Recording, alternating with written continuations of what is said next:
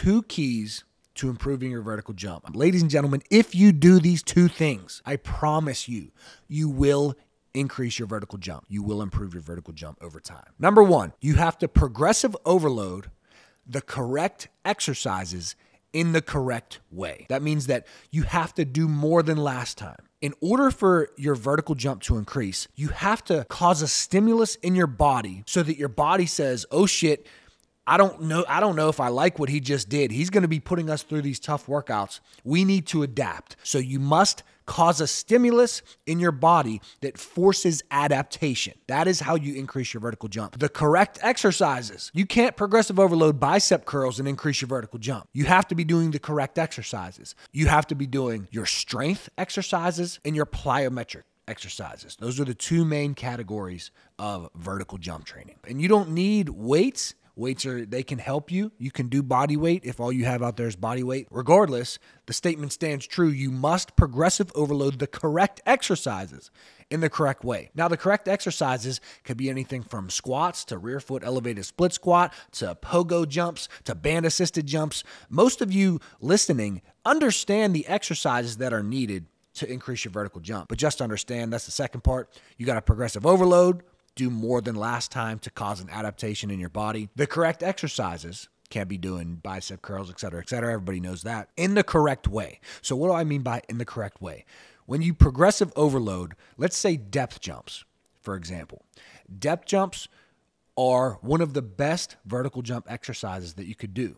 Depth jumps or drop jumps, very similar. Drop jumps, you focus on minimal ground contact time, and depth jumps, you focus on a little bit more ground contact time, but you're trying to get into the air as high as possible. So you're dropping off of a box. For those of you who don't understand depth and drop jumps, you're dropping off of a box, a chair, a couch, a bench, anything that you have. You're dropping off of it. You're hitting the ground. For a drop jump, the focus is getting off of the ground as quickly as possible. You want your feet to be on the ground for as short of a period of time as possible. Minimal ground contact time. Depth jumps, on the other hand, you're allowed to spend a little bit longer on the ground, but the focus is not getting off of the ground as quickly as possible. It's getting off of the ground as high as possible. You have to progressive overload depth or drop jumps in the correct way. It's a very intense exercise. You don't need to be out there doing 50 reps of depth jumps or drop jumps. For my athletes, I normally do 5 sets of 2 to 3 reps of depth jumps or drop jumps. We'll just say depth jumps moving forward because it's a little bit easier. 5 sets of 2 to 3 reps of depth jumps. To progressive overload, we're not going to do 5 sets of 4 reps and then 5 sets of 5 reps and then 6 sets of 5 reps. We're not increasing the sets and the reps. It's a very intense exercise, so we are not progressive overloading by doing more sets and reps. That's very important. We are progressive overloading by trying to jump higher than last time. This is a mistake that many people make. You have to measure your plyometrics. It's very easy to measure squats. Last time I did 135, this time I did 140. Last time I did 3 reps, this time I did 4. So write it down? Write it down, yes, but if you're going to do broad jumps, be that dude who brings a tape measure into the gym.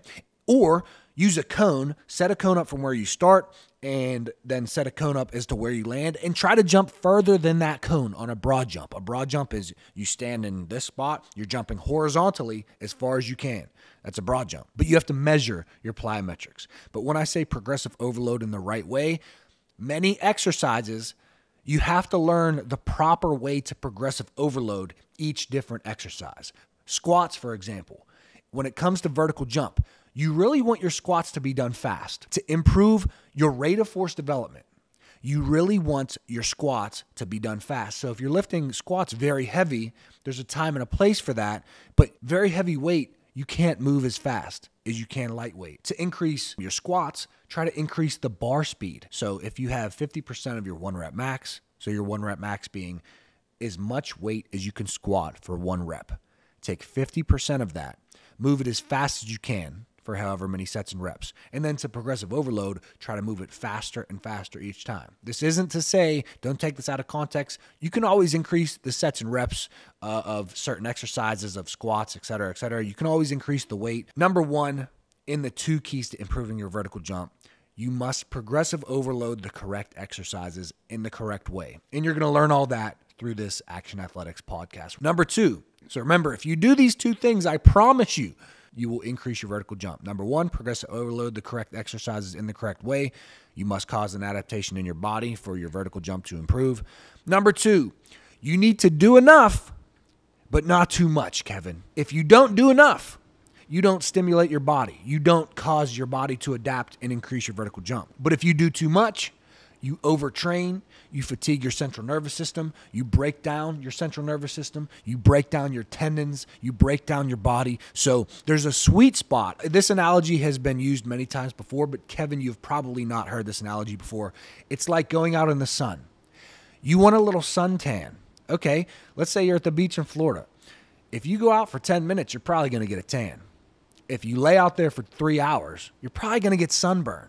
So it's the same thing with a vertical jump workout. You want a little bit, you want enough to cause change in your body, you want enough to cause adaptation, but you don't want to break your body down and do so many vertical jump workouts and sets and reps and exercises that you overtrain and you do too much. And a lot of that is through trial and error of working out. If you're working out for the first time, chances are you don't really know much. But if you're part of the Action Army, you're probably out there reading books.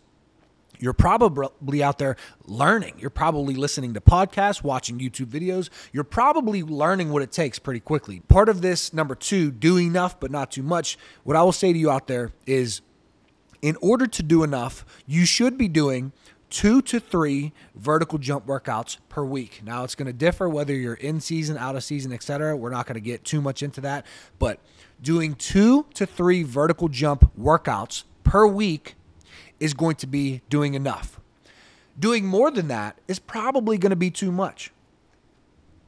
Now, we could get into whether or not you're micro-dosing, how much volume you're doing, but let's not really get down that rabbit hole. We could talk about that a different day.